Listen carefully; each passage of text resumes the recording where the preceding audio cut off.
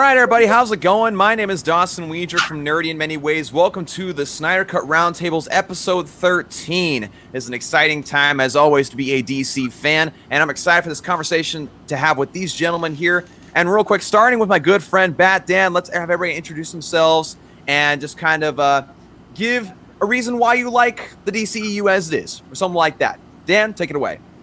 Hello, I'm BatDan530 on Twitter and YouTube, and even if Dawson didn't tell you, my real name is Dan. Figure that's pretty obvious. but What? I thought he just had the coolest parents ever. No. Actually, in high school, I joked about changing my name legally to Bad Dan. That'd be sick. And so I love the DCEU just because it's different. You know, it's nice to see superheroes having very serious stories because, let's just say I've had some family members say that superheroes are so childish and... Whoa. Yeah. So it's nice to see movies challenging that perspective a little bit. Especially like BVS, I feel like with current events right now, it really relates to what's going on with what goes on in real life. I mean, I love seeing like a godlike alien comes to Earth, people are going to hate him. I mean, the human race isn't accepting of people, sad to say, so why would they be accepting of Superman?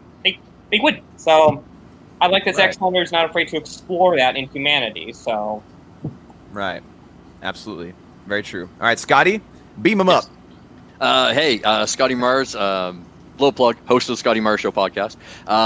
Been a DC fan my entire life, and I think the big thing for the DCEU is kind of a little bit of what Dan said, is that what they're doing, especially what Zack started, is challenging the traditional superhero story and going, hey, here's some really heavy adult theme topics, and we're going to put them in the frame of these, characters and grew up with, and give you not necessarily a different take, but a more adult take or a more realistic take on these characters. And then just the side note, the kid in me is like, I'm seeing characters on the big screen that I've loved since I was really small that I never thought I would see in live action. Like, somebody ever told me I was going to see Aquaman in a movie, I probably would have said, man, you need to go back to your dealer because that stuff is really messed up.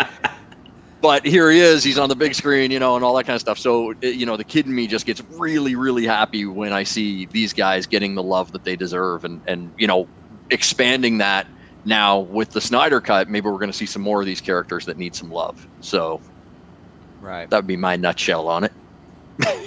Love it. I love it. Now, Abu Nas, grace us with your introduction. All right. Well, ladies and gentlemen in the audience, my name is Abu Nas. You can find me on Twitter as Gentleman Abu Nas Prime.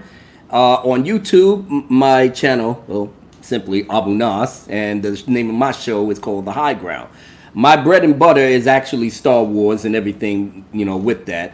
But my side gig that I put together is a little bit of, Game of Thrones, a little bit of Marvel. Yeah, I still love Marvel for what it is, but it ain't touching the DCEU, ladies and gentlemen. I'm gonna let you know right now. So yeah, I'm a big DCEU fan from the start. From the start when Superman Returns? No, not the Brandon Roof joint. I'm talking about the Man of Steel when Zack Snyder came on the scene and all the way to infinity. So yes, as far as I'm concerned, the DCEU is as official and as pristine as the greatest diamond that you will see in all creation. Yes, but it's a diamond in the rough, though. It's a diamond in the rough. Why? Because not everybody can get it.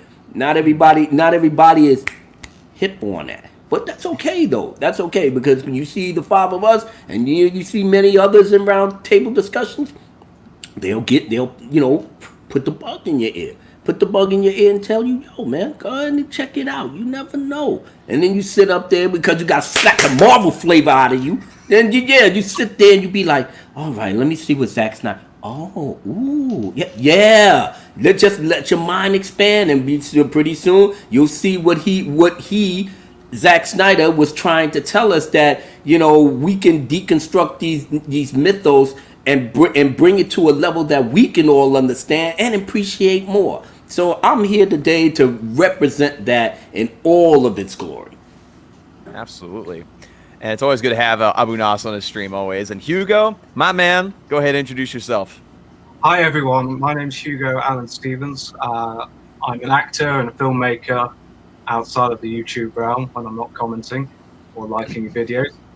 I have been a fan of the DCEU since 2014 when I just purchased the DVD copy of Man of Steel that I have still got now to this day. Nice. And it greatly moved me to tears, and it made me realize how much of a fan I had been of DC for years that I never realized before. Sure, I loved it, but I think I was more into Batman to begin with. And then Zack Snyder really changed that, because I'd seen Superman Returns and I'd seen Superman 2, but I'd never finished Superman Returns because I watched it with my brother. He found the plane scene quite boring, so he never finished it. Man of Steel, I went back and I watched Superman Returns completely, loved it. Not as much as Man of Steel, but I thought, finally, DC's getting a universe when I heard that Batman v Superman was the next step and Ben Affleck was cast as Batman. And since then, I've completely fallen in love with this universe. I've gone back and I've really, really become a big fan of the comic books as well, thanks to Suicide Squad. I've been reading all new Suicide Squad when the film came out. That was my summer 2016, really, reading-wise. And it just... I've not felt so much of that with the MCU movies the way I have with the DCU. Sure, I love Marvel, but it's not DC. It's not like DC to me. That really gets to my heart. And as I've said to you, Dawson, I'm a big fan of certain more obscure characters, and I think this is thanks to Superman really opened the floodgates for that. I really love Aquaman now. I love Wonder Woman especially. Harley Quinn, I am a massive fan of Harley Quinn now, and have been for the last 4 years. As Zatanna as well. I love all of these characters more than I do Batman. I love Batman still, but I love... You got your favorites now. Yeah, I've really grown, I think, thanks to Zack's movies. Yeah. And I got to point this out. I got to shout out Hugo, because Hugo in all my videos, he has, like, the best, most descriptive, like, great novel comments on all my videos, and I always appreciate that. It gives you something to learn. This is on Twitter? No, on YouTube. All my on videos, he always comments and gives you like great feedback. I appreciate that. But yeah, Hugo, I always got to give you a shout out because you're the man when it comes to comments. Seriously. Thank you, John. Yeah, no all right, problem. now I'm gonna get in there and challenge him, see what I can do. Oh, that's fair. That's definitely fair. But no, I like that.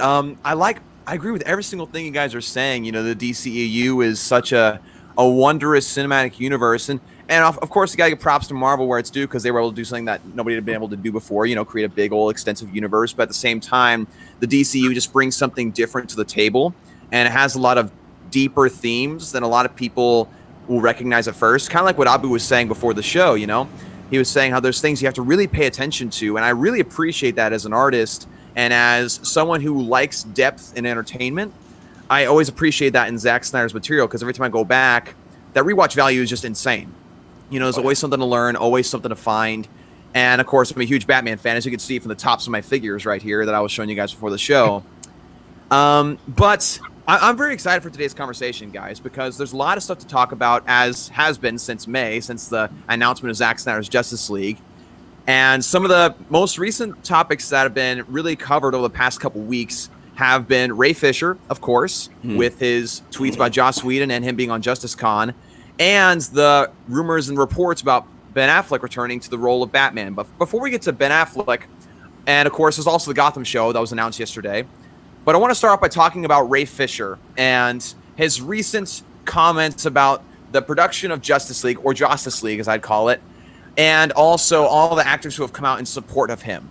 So I guess I want to hear some of you guys' reactions to when Ray Fisher first spoke out about Joss Whedon. Not surprised, honestly. So in general, a general principle I have, when someone makes some sort of allegation, I always try to take it with a grain of salt, just because, right? You know, you don't know. But, like, you know, I'm a little bit more biased when it comes to Justice League, and just Josh's behavior that he shows, it makes me not surprised. Like, I mean, for example, way before Ray Fisher's comment, I heard about the whole thing with Gal Gadot, how she didn't want to film the Flash scene, so a stunt double did it instead. And So, like, behavior like that, it's like, if an actor doesn't want to do a scene, you respect it. You don't do it anyways. You know, and so the fact that Ray Fisher's saying, oh, he was totally unprofessional, I'm like, well, if he's going to treat Gal Gadot or her stunt double that way, then that literally doesn't shock me at all. And so... Right. Yeah. I mean, I think I heard them and like, you know, not to, and when the initial report came out, like, I wasn't discrediting Ray or anything like that, but I was like, I need more information, right? Right. Because I mean, understandable. Yeah. Yeah. I've been on movie sets. I've done some work in some films, and directors can be pains in the ass, and sometimes some people, one person will take it one way, another person will take it another. Mm-hmm. But then when you start looking into it, and when you start reading a little bit into Ben's comments about what Batman became for him, kind of shooting Justice League with Joss and whatnot. And then the one that always that tipped me over the edge is Kevin Smith's comments, because you know, he didn't flat out say yeah, no, but he was like, I kind of heard some of that stuff. And Kev's the guy that's always going to say positive things first. Right. So I was like, okay, so there's probably some, you know, where there's smoke, there's fire here. And, you know, and the fact that Joss hasn't said anything, I think speaks more than if he did say something. Right. Nobody wouldn't believe them anyway. Right, you know, but he's he's hidden from it. So to me, it's just another thing of like, man, this is why that movie was what it was. And here's the thing, I enjoyed the hell out of it because it was Justice League, but it's why there's issues in that movie. Right. Right. No, I totally agree. Like you mentioned, Ben Affleck, just watching that movie, you can just tell the majority of the shots that he's in there, that of course the majority of the movie isn't Zack Snyder's, you can just tell Ben Affleck just didn't want to be there. You can just see it in his face. There was just something different about how he was acting in Justice League compared to Batman v Superman or his cameo in Suicide Squad, right? There was just something that just wasn't there that was before, if that makes sense. Well, it's like a guy that signs up for a job and suddenly you get to the job and then they change the job description. Right. And the whole time you're going through it going, this isn't what I signed up to do. Slight disagreement on that with the Suicide Squad. Suicide Squad was done before they pretty much started the shots with Justice League. Before Joss came in. I mean, he was still that Batman from BVS because him and David Ayer was already on the same page in terms of the connective tissues of where they wanted to go with their respective movies. But of course, Warner Brothers panicked after, you know, all the critics shitted on the movie, but yet the fans, you know, did go there, and people always say, well, there was more fans that hated it than loved it. No, there wasn't. How do you know? How do you know? What ratio do you pick? Do you see these people? Do you go to every movie theater to get their information? No. So shut the fuck up, please. Obviously they do. I'm here to tell you that the average moviegoer, you don't know what their feelings or whatever are. People came out with it with either, oh, I loved it, or I hated it, or I loved it, but I didn't understand certain things about it. But it was mixed. But they still made enough money to show you that it didn't suck completely. So you can't have it both ways. So now we get to the point where, okay, well, Warner Brothers already panicked, but David Ayer was already filming. He got something to things, and Ben Affleck was still in Ben Affleck mode. I totally agree with you guys. By the time Joss came in and did what he did, people already knew the inside drama that was going on, and they was not digging it. Not digging it. Ben Affleck, especially. Gal Gadot, she was... somebody pointed out to me that pay attention to the scenes that they shot. Some of them don't even look at each other. It was almost like they had like some doubles or alternate shots. I mean, Ben Affleck, you could see his red face there. He was already probably like hitting it hard just to put away the pain of all the great stuff that they was building. And then Warner Brothers came and just shut it down over their greed. And it was just behind that, greed. But we know that now with Tushihara, you know, paying the bang chicks and get his little bread, putting out Justice League at the time. You got to get that shit to the executive. All right, well, you got paid and you got laid, but you ain't got nothing to show for it with Justice League. So the fans revolted. So yes, I can totally see now that Ray Fisher is coming out and saying, yeah, man, he was on some grimy shit right here. I'm here to let you know. Well, who's going to prove Ray wrong at this point? Obviously, the other cast members haven't said anything, but in this climate, and I had a discussion with my friend, it's like, you don't need Ben Affleck or Gal Gadot to go out there. Just let the black man go out there and let them put the thing on. So what you going to say now? Yeah, you got tiptoe. There's actually been background actors who have actually confirmed the things that Ray Fisher said. Like, I believe it was the actress who played Victor Stone's mother, who wasn't in Justice League, but she's in Zack Snyder's cut. She retweeted it, said, like, this, basically confirming that she agreed with it.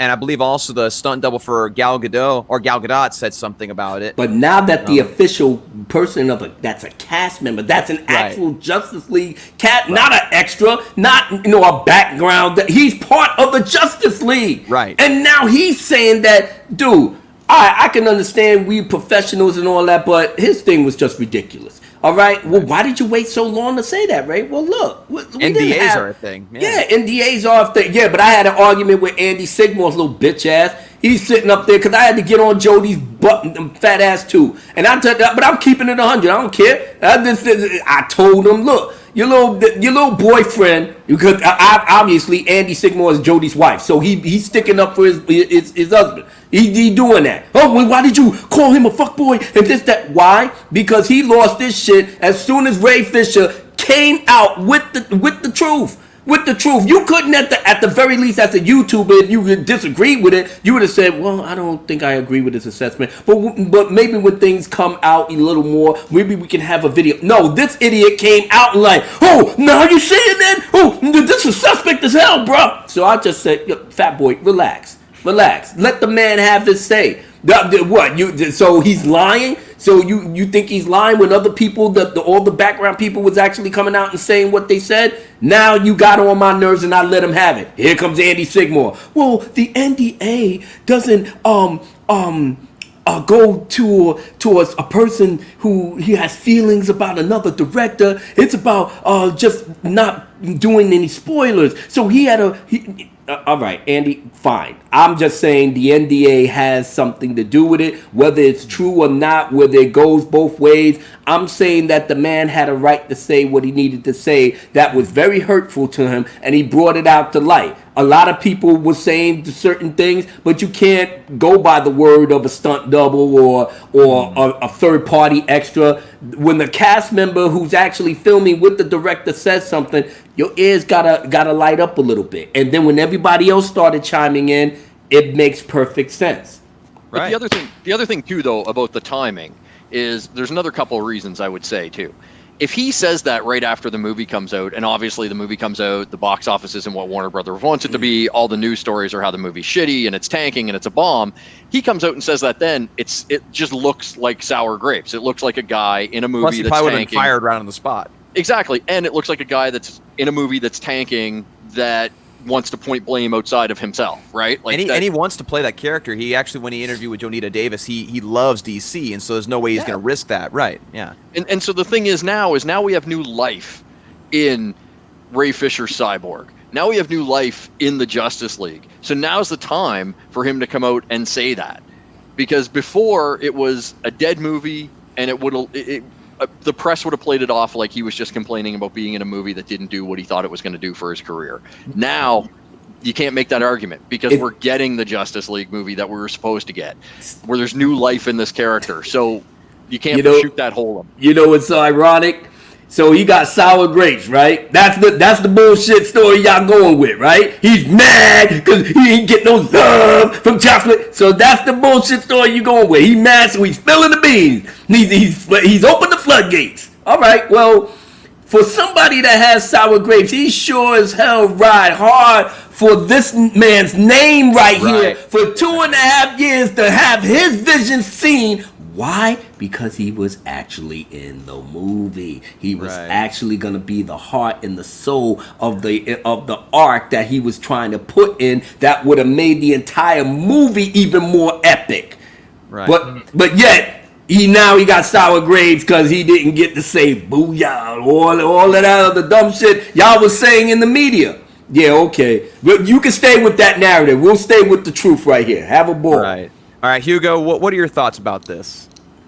Well, with Ray's comments coming to light about Joss's behavior, I took it as an allegation. I thought I would like to hear more. I am not going to in any way take a side, but I'm not going to ignore the seriousness of the allegation. Right. Especially as I've said in our live conversations before, Dawson, when I've been in the comments, that it's something I'm taking even more seriously, because I don't believe Joss Whedon is working on anything or is attached to anything at the moment, because I'm so in the sort of the sphere of hearing about movie news and all that on the Facebook groups I'm on, and Agents of S.H.I.E.L.D. he's on that. Being connected to anything. So I thought, right, this is very serious, because it's not Ray trying to go out to destroy any career prospects of Joss. This is something really, really must be considered, because a lot of these allegations that come out about someone's behavior turn out to be, the timing is very weird, because it's someone, when they get announced for something, anyway, it just ties into a lot of cancel culture that we get now. So because of that, I thought, right, we've got to see how this rides out. And then Kristen Gall's stunt double, who did that scene with Ezra Miller for The Flash and Wonder Woman, which is very similar to the Age of Ultron Avengers scene with Mark Ruffalo and Scarlett Johansson, which apparently is very weird, very sexually weird. With we think maybe Joss's taste, from what has been whispers over the internet for years. It got me thinking back to actually how this has been talked about longer than I thought with Joss's behaviour. I think it's going into tinfoil hat with it, but I remember hearing about his Wonder Woman screenplay. It got leaked to the public a few years ago, but it was written roughly around the time the Dark Knight trilogy was happening and Superman Returns, so it could have been released in 2007 or whatever. But it was just the article that was talking about it was saying how they were taking issue with his description of Wonder Woman's body. Now, being a screenwriter, it's important to have description, of course, but it's got me thinking about that article, that yes, and there was this tweet of an old word that he quite liked, that someone else found quite creepy, that he had responded to, but not been tagged whatsoever, because he loves his words apparently as a writer. And it's just starting to become very creepily but fascinating to find out more about Joss's character behind the scenes. And the fact that Jeff Johns and Berg have also been condoning that behaviour, and in a sense they've all been a bit like the schoolboys with all the power in the classroom, really, unfortunately. Especially in the way that what's his face, Jeff Johns. You take a great writer, from what I heard, that he is, and you actually thought that putting him in the head of a studio or department of a studio, where he was working in comics one minute, now he's the head of a studio in another. You don't think that shit will get to your head to a certain degree? Yeah. I mean, that will get to anybody's head for sure. Yeah, exactly. You was feeling yourself, and everybody told you shepherd the thing, you tell them what to do, you do X, Y, and Z. Now he doing X, Y, and Z. People looking at him like, what the fuck are you doing, man? You don't know the production. You don't know X, Y, and Z. You don't know. But he did it. But he actually talked like he did, and that's when things started unraveling. Joss Whedon just happened to be waiting in the wings, and he said, yo, Jeff, I'll throw the ball to me. I got you, Josh. Got the ball, and then he ran with it. Like nobody couldn't tell him anything, and the cast knew it. The cast knew it because they knew John Berg and Jeff Johns was his boss. So what was they gonna say? Listen, Joss Whedon talking about all types of fuckery, and he got Flash falling over Gal Gadot's titties, and what's all of this? What's all it is that we making this shit like the Marvel movies, man. Get back there and do your acting, man. We handling this thing right here, and that's exactly what happened. Look what we got on the screen. And people had to hold that shit in for a minute. Why? Because of the NDA. That's what that was. But now, after 3 years, Zach's movie's coming out. People sitting up here like, well, we ain't got to worry about Warner Brothers no more. AT&T was running the show. So it's a good time to spill the beans. And as the gentleman just said, it's creepy how we don't want to make assumptions. But damn, you hearing this one over here, you hearing that one over here. I don't want to get into the cancer culture, but sometimes you hearing from reputable night sources that they wouldn't be making this shit up had another person kind of corroborated what they said the last week. And then you got Joss Whedon's own wife that said, yeah, the dude was doing this little funky thing, trying to get the girls, man, on the side, using that feminist nonsense or whatever. And like I said, it's what the little white knights on social media like to do. They like to pander to the women, and it's like, yo, slide me your number on it. That's what y'all do. So who's to say that Joss Whedon wasn't immune to all of that? And that's how we got the wreck that we got with Justice League. So do I believe it personally? Listen, I work at a law firm. Okay, I'm about bringing evidence. Physical, tangible, and bring it out there. I'm not going to go out on a limb and say he's guilty per se, but I cannot ignore that if you got enough people saying pretty much like 100 people saying basically the same thing, everybody can't be wrong. That do not know each other or do not have any connections to each other or the film, it can't be totally wrong. Something's going on. That's a promise. Something is going on. Ray Fisher put it out there in the ether. Josh ain't gonna say anything because if he opens up his mouth, the people that's in the know that we may not know about, it's gonna be like, Josh, stop lying. You've been exposed. Now we sitting up there on Twitter like, oh shoot, they having a Twitter war out here. Yeah, because some people do know him. Certain people can't pull his card. So yeah, be quiet, Josh. Let this thing ride out and hope to God that you could just fade away. Yeah. And real quick, Hugo, I just real quick, this is a random thing. Has anyone ever told you they look like a young Gary Oldman? No, actually, no one said that. Shoot. Yeah, you just said it now. Now I'm looking at Hugo and I'm like, yeah, a little something. A little bit. Something. All right. It caught my attention. I was just like, he looks like somebody. And I was like looking up like, who is this? Oh, Gary Oldman. Anyway, yeah. I just hopefully think that's a compliment because it's meant to be like that. Well, I had someone say I should have had the late John Hurt play me in the film. I'm taking that. Thank you very much, Dawson.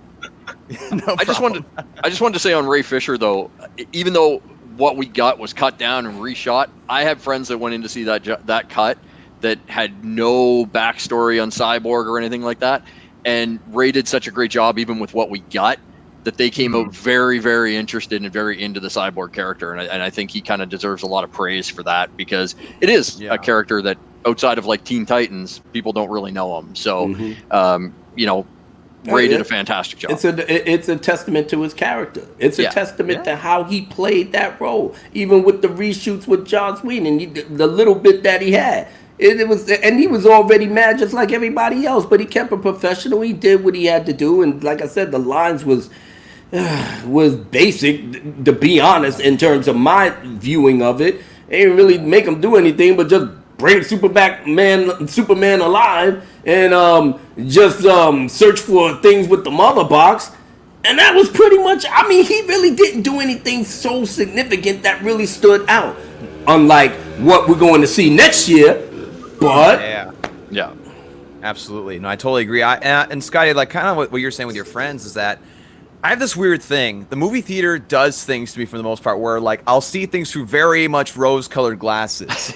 So like I was one of those people that walked out of Justice League and enjoyed it, but rewatching afterwards, I was just like, oh my gosh, what is this? I was in the theater opening night. I saw Superman with the mangled month. I said, what the fuck is this? I literally yelled out on the screen. The guy was behind me like, yo, shit. I was like, yo, dude, that's not Superman. I had to sit. They had to tell me to sit down. And then I sat there. My cousin was laughing his ass off. I was like, I can't believe I paid money. It was like The Last Jedi all over again. It was almost like that. I said, oh my God, man, I can't believe I'm wasting money, man. Exactly. I don't know if I need a refund on my LASIK or what, but I mean, I didn't notice the mustache thing that much. Just in the opening. I didn't notice it either until dude, somebody looked like he punched Henry Cavill in his face, and he goes, oh. It was like he was trying so hard to get the words out. So Superman, what do you think? I don't know, but he was just hoping to God. Let's just compare the cut and get the movie started. How did you open up a scene like that? That was CGI. Oh my God! You don't have to deal with that anymore. Oh God! Everybody, even the regular moviegoers that's not even into DC like that, probably looking at, mommy, why is his face so strange? Yeah. If they doing that, you know you fucked up. You know you messed up, and you had the audacity, you had the utter gall, you had the mitigated cojones to put Zack Snyder's name as the director behind that. Oh, the humanity. They spent so much money on that CGI for his chin and his mouth. That was half the budget. That was half the budget right there. We altered the film and made it a little better, and it was much more realistic. It was much more passable. And they did it for free, and that was a fan. Yeah, that's and true. studio executives spent so much money on that. Oh man, yeah, it was the executives bonuses they wanted. It's like, don't put my fucking bonus into that mustache. Give my money. You do what you gotta do with that mustache. Yeah. You got something to say, Scotty? I was just gonna say, I still blame Paramount for that. I mean, you can regrow a fucking mustache. So I mean, they probably went to Paramount. Warner Brothers probably went to Paramount like that. Can we trim the mustache a little bit? They looked at him like, you Zack Snyder? Don't you fucking touch his mustache. You leave his mustache right with it. Well, I mean, I don't think Paramount honestly though, because Henry Cavill was moved on. Was like, they were all moved on to their other projects. Henry Cavill was moved on to that. He signed a contract with them, and then after he started filming with them, then Warner Brothers was like, oh hey, we need him back for Superman. Well, at that point, too bad. Paramount had the rights to him. They have the right to do what they think is best for their movies, and not to sacrifice their movie's integrity for Warner Brothers' stupidity. True enough, but still, the story I heard was that they offered Paramount money to let him shave. Oh wait, what? And Paramount was like, no.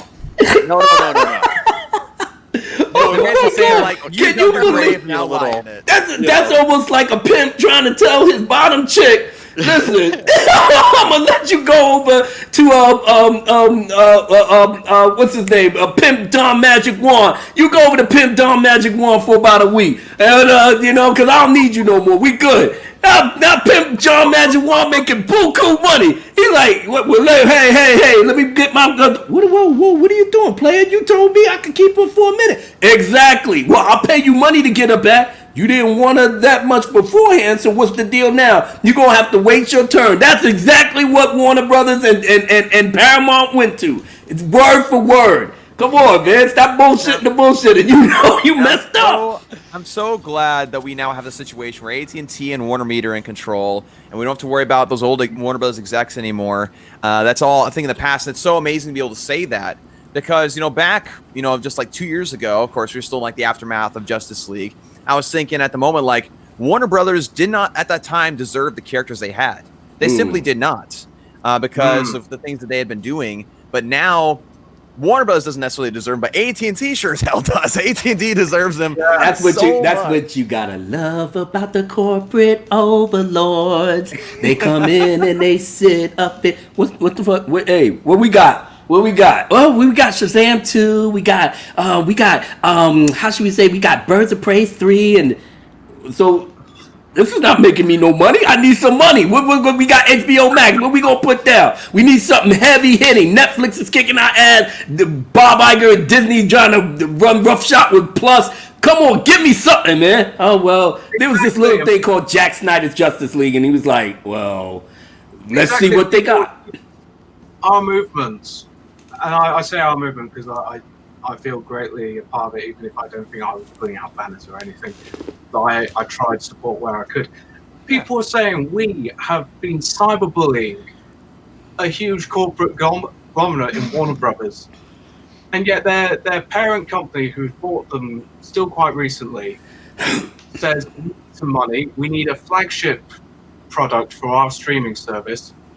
There's a bunch of fans in the corner over here that have been grumbling, or not grumbling, but have been passionately giving their hearts out about the director they love who has lost a family member, and they want his art out there. We need our flagship show. They want something. Let's put something together. And let's release this guy's cut. Let's do that. Let's make some money. Let's do what Disney Plus is doing with The Mandalorian. Let this be our Mandalorian. Right. And yet people saying we're cyberbullies for... I saw a great post today on Instagram that...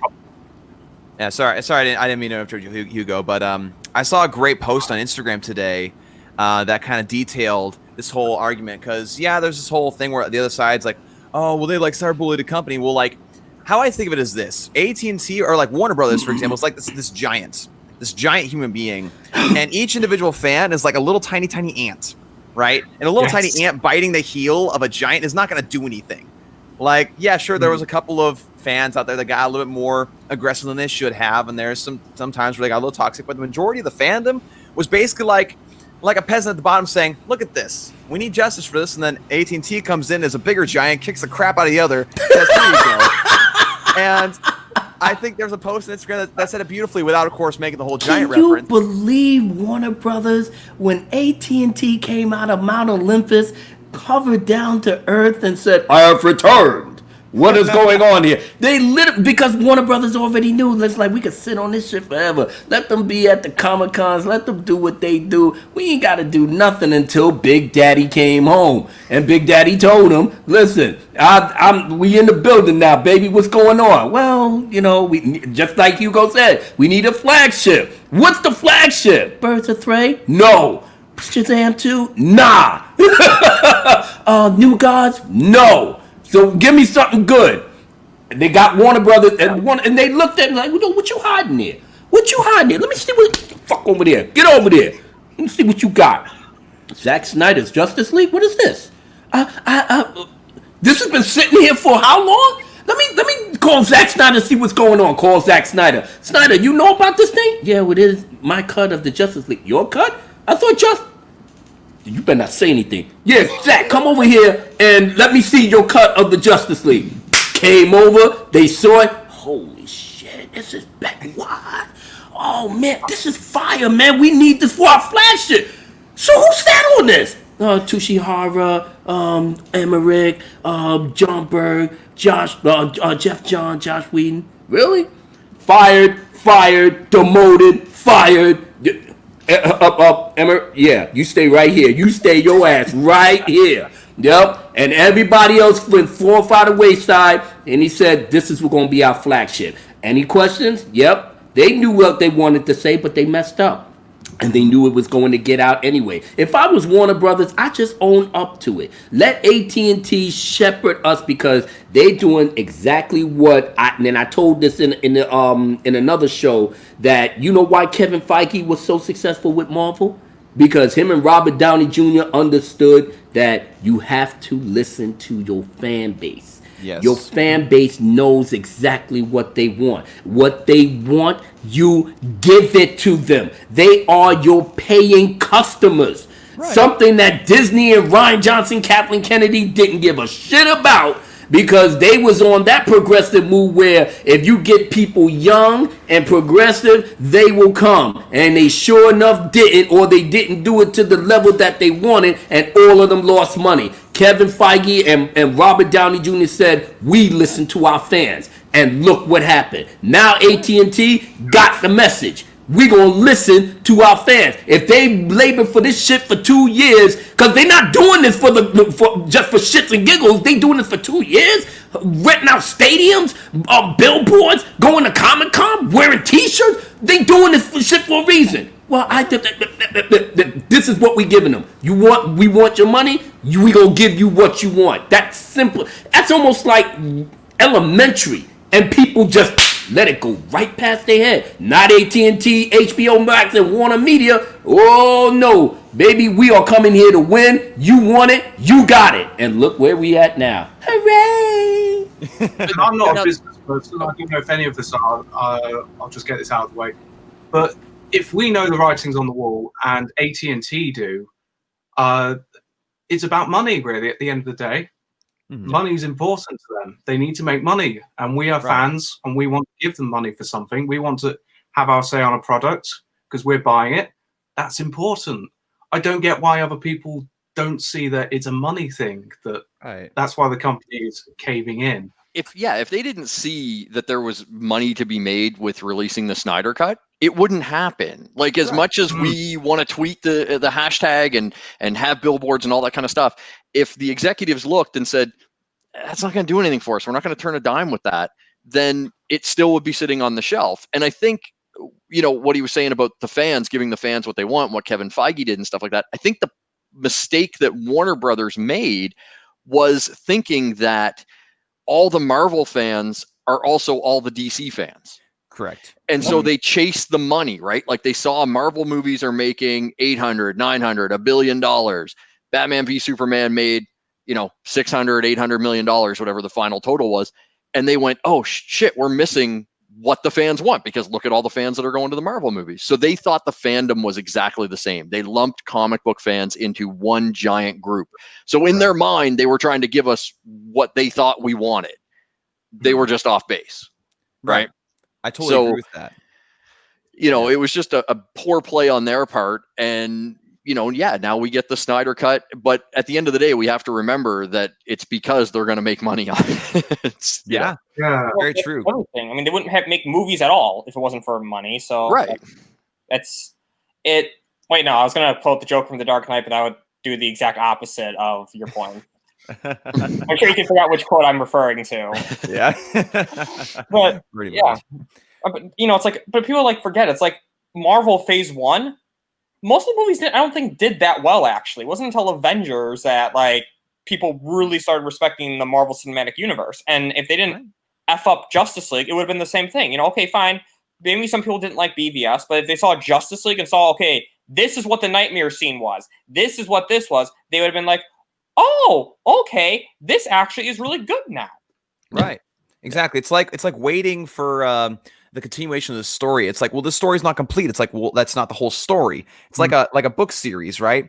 You have a book that ends on a cliffhanger, and they're just like, well, we didn't get the full picture. It's like, what do you think the second book's for? What do you think the third book is for? What do you think everything else is for? It's a whole continual story. You have to wait till the end to see what's going on. Well, I mean, in the story sense, it's when people go, episode 1 is my least favorite Star Wars movie. And it's like, well, if chapter 1 of a book is your favorite chapter, then the book sucks. And and also, again, the expectations, right? When you compare BVS box office, a very adult orientated film with heavy themes, to, I mean, the same summer Civil War came out. Mm-hmm. And Civil War did the numbers that it did. Civil War, bigger built-in audience, not as adult heavy, not as, complicated in the story.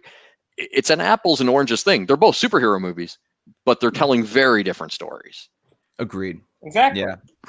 And, you kind of bring up Batman, Batman, and I kind of want to move on to the next topic, which involves Batman, of course. And it involves two different versions of Batman that I kind of want to discuss. So yesterday, the news broke that HBOmax is going to have a series directed by Matt Reeves showing the GCPD in the world of the Batman film with Robert Pattinson. And basically what the reports are saying is that it's going to be what the show Gotham was supposed to be, but more. And just kind of building on more of that Matt Reeves world. So, and there's also a lot of people saying that's going to affect this whole idea that Ben Affleck's going to get his own HBO Max series, which I don't think they're going to affect each other. But I want to hear everybody's thoughts about the announcement of that information and kind of how you feel about that show being a thing at HBO Max. I'm not a big fan of it right now. Let me explain what I mean by that. Is that the first Batman movie hasn't come out yet. You know, we haven't seen a trailer for it. We haven't seen all this stuff. You have to have your main flagship before you can do all these like cool spin-off projects. Because I mean, this is a possibility. The movie could fail. It could be like this horrible thing that they want to get rid of. So it's like they're greenlighting something that might not even do well. I mean, I haven't seen a trailer yet for the Batman. The only thing we've seen is the suit reveal with the small part of that score, which, don't get me wrong, that part of the score sounds pretty cool and intimidating. But yeah, like you said, Bat Dan, we haven't seen anything to give us too much excitement for the movie besides like the Batmobile design, which some people either like or dislike, and the Batsuit for Rob Pattinson, which again, some people like and dislike. So I totally agree. You have to have, I don't know, excitement has to wait until we actually know we will like the feel of the story. But yeah, totally agree with you there. Anyone else? Well, I mean, they could easily switch gears though, right? I mean, you know, here's the thing. I'm kind of with you. We haven't seen this world yet. And from everything I read, this is going to be a prequel to that world. So, okay, fine. And listen, the Batsuit that we've seen and the Batmobile that we've seen, like Batman is basically like porn to me. I see it and I'm happy and I'm excited. So I'm on board with it. Okay. But like, so does this get you excited? Listen, if I stood right now, I'm sold. But I also just think like this is a story that maybe doesn't need to be told.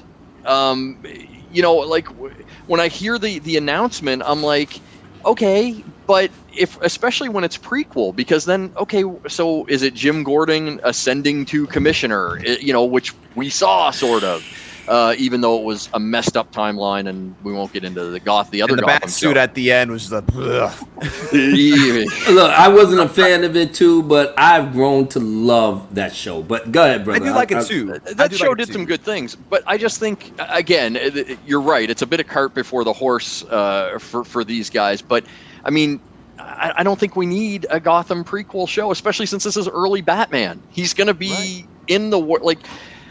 You know, if you tell me you're going to give me a Gotham PD show that is going to be tackling the world of having vigilantes and crazy criminals running around nonstop, I'm kind of interested in that a little bit. But at the same time, I don't know. It's something I need to see to get excited about. And with the rumor of Affleck and if that affects it, I wouldn't think so, because it's pretty obvious we're building to Crisis in my mind.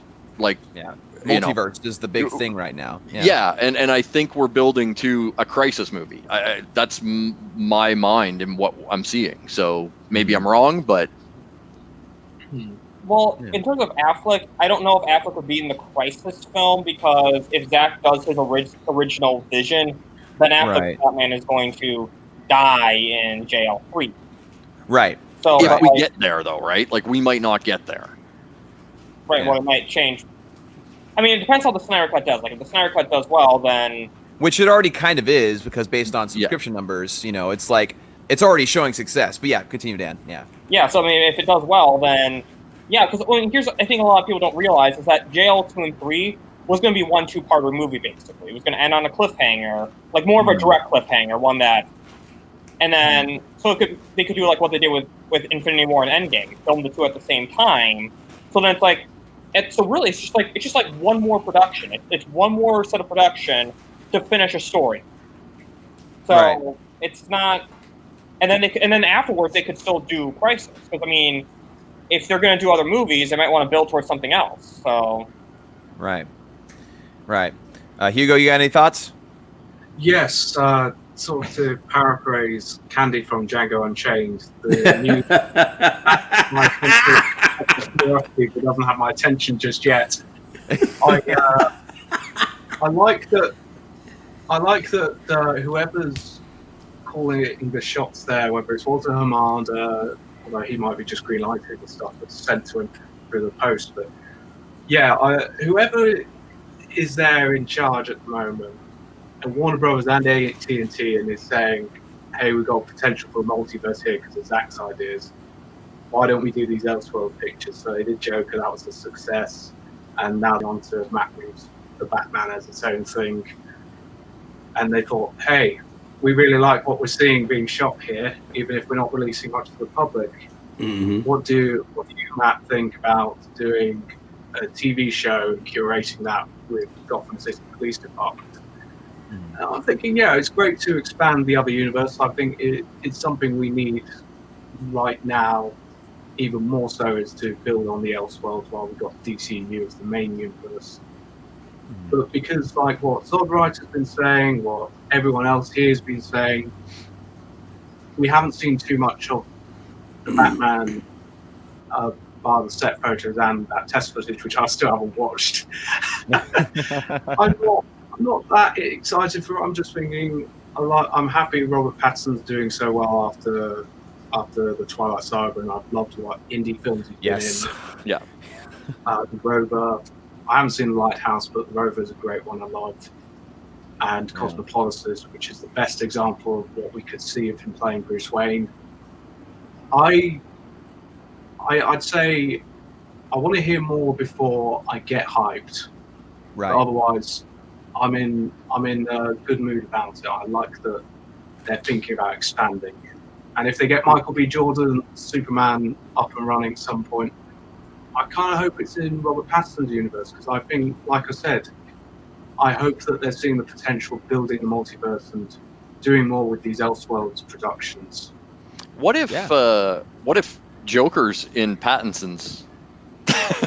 I've thought about this. I don't think the time. I don't think so either, but like, it would be interesting. It would be the perfect one to introduce it to, right? Because we're hearing so many things about the Batman being a darker story, like very much a detective-based, more gritty, down-to-earth type of Gotham City, which is exactly what Joker was. You know, Joker was just a very dark depiction of like a modern city. And so I think in theory it works really well, but as far as timeline, it would be a lot of finagling. Oh yeah, that would really be confusing. There is one way it could work. What if Arthur Fleck isn't the Joker? What if it was someone who was influenced by Arthur Fleck? And I've heard that. Joker, that Batman. Because it kind of implied that was going to happen with like all these fanatics. Yeah.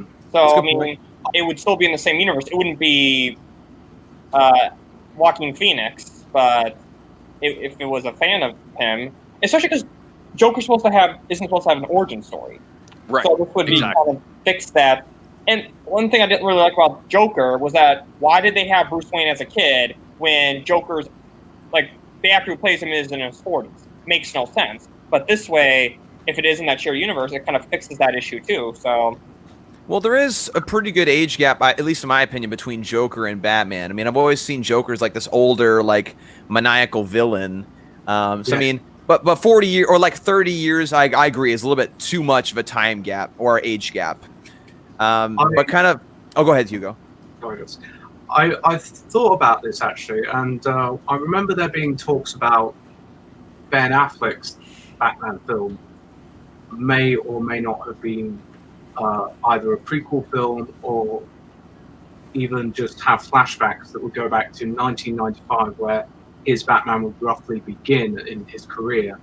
And if Robert Pattinson and Matt Reeves continue with that aspect that it's set in 1995, I know there has been talk of setting it in a more contemporary setting like 2019, 2020. But if they go with 1995, because Joker is clearly has been explicitly said to be set in 1981, I think because Arthur Fleck is in his 40s, he'd be in his 50s almost by 1995, or at least well into them. I don't think it's too far-fetched to have it, even though I myself personally prefer that Joker is a separate universe to Robert Pattinson's Batman. Same. Oh yeah, I would rather see them separate, but it's just a thought that crossed my mind of like, what if they did that? And then you roll that Gotham show kind of covers the time gap between Joker and the Batman, ties the... It may work. like Agents of S.H.I.E.L.D. Marvel. I know they've kind of screwed up a bit there, but Yeah. Agents of S.H.I.E.L.D. is like the background work going on in that universe, and the GCPD show could be that. And also, I mean, you've been doing your Batman reviews, Dawson, with Tim Burton and Joel Schumacher series. Jack Nicholson is older than like Keaton. Right. 80 now, but back then he would have been roughly 40, while Keaton was still in his late 20s at least. It's not too out of believability for Joker to have been older than Batman in some continuities. Right. No, agreed. And another thing that people have been talking about with the announcement of this GCPD show is there's a lot of people, because the Culture Nerd has come out and said that there's reports of Ben Affleck signing a contract and signing up for either HBO Max movie or HBO Max series with a potential maybe a brief theatrical release or something like that. And there's people who are going out of their way and saying, well, the announcement of this GCPD show might be what TCN was talking about, but I don't believe that at all, because people keep forgetting. I find that so funny. People keep forgetting they can have two versions of Batman at the same time, and HBO Max is going to want to maximize the profit. So if they can have as much Batman content as they can, why wouldn't they have it? Like, why couldn't they have a GCPD show for the Batman continuity, and on the other side have a Batfleck series or movie where you face off against Deathstroke and Jared Leto's Joker, which is what so many DC fans want. You know, I don't see why that's too far out of the realm of possibility. Shouldn't be. I mean, the only thing I think that might change is the Ben Affleck thing might more be a movie, because the series you have to kind of get more invested in than a movie. Right. So, I mean, I've always personally preferred that it still be a movie, just because that's how Ben Affleck wrote the script. And right. I have kind of like a weird OCD where it's like, if you're going to get Batman's art these movies, it's like weird to have it broken up by a series, but that's my own thing, not going to fully judge for that. But yeah, I think a movie would be maybe more in the cards, and then you can have a limited theatrical release. So yeah, that's the only thing I think. I totally agree with your assessment, where if the GCPD show, you haven't even gave us a trailer or anything else for the audience to be really, really digging the fact that Robert Pattinson is in the suit. This thing could fail. And like I said, and that was the old regime that greenlit this nonsense. So we sitting up here like half of us is on the fence, to be honest with you, with Robert Pattinson. So it's hard to have a strong opinion on something that we don't have a lot of evidence about, right? And already we was already scrutinizing this because our heart is with Ben Affleck. Right. Yeah. I'm sorry. Go ahead, brother. No, I was just gonna say, like you were saying, like having multiple Batman. Well, we already are, right? Like it's pretty much all but confirmed that Keaton is returning. Right. You know, outside of an official Jeffrey Dean statement. Morgan coming back to his Flashpoint Batman. And right. So, I mean, you know, we already are going to have Keaton Batman and Pattinson Batman. So we're already going to have multiple Batman. And if you bring him back Jeffrey Dean Morgan for the Flashpoint Batman, then yeah, it does seem to stem that Zack Snyder had Jeffrey Dean Morgan as Ben Affleck's daddy. So yeah, Ben Affleck would have to make some sort of an appearance at some point, and that's why the rumors about him coming back gives more credence to it actually happening. Now, can we? Me myself personally, I can go either or. Just as long as Ben Affleck gets his vision out the way that he wanted, the way him and Zack Snyder cooked it up, and obviously AT&T, if they going all balls to wall for Zack Snyder's Justice League, then it's safe to assume, yeah, let's bring everything that we had before. These idiots, these Keystone cops came in and ruined it for everybody. We waited 3 years. Now you're gonna get the DCEU in its entirety, just on HBO Max. Can we have a film with it? Sure. Can he film it like a movie and put it on HBO Max? Absolutely. The GCPD thing with Matt Reeves, we already had 5 seasons of Gotham. Why are we revisiting pretty much technically the same thing? What, you're not going to throw the Penguin when he was little, or you're not going to throw the Riddler? We already had that in Gotham. And like I said, it may not be everybody's cup of tea. I was still on the fence the first and second season, but by the end of the second season, I was fully on board. And I said to myself, just enjoy the ride. Let's enjoy the ride. Lord Robin Taylor like I said, his Penguin grew on me. His Penguin was fantastic. But when it did, I couldn't get enough of him. He was conniving, he was cowardly, he was this. But the man had a brain, and he also had a heart. Behind all of that, he had a heart. And I dig that how you slowly build up your audience. So now you're gonna tell the fans to now you gotta reinvest yourself in another Gotham-laid show where you gotta, and you can do that. I'm not saying it's out the realm of impossibilities, but for me, I'm like, I already been down that road. Give me something different. But Matt Reeves wants to tell or get engrossed in the universe. That's what he said in some interview. He wants to build a universe. Damn, Matt, get the movie out first, man, and then let us decide whether we want to see your universe. But by that time, Ben Affleck will probably be in the building. And I don't know, homie. As far as I'm concerned, I'm Batfleck forever. So where he goes, I'm going.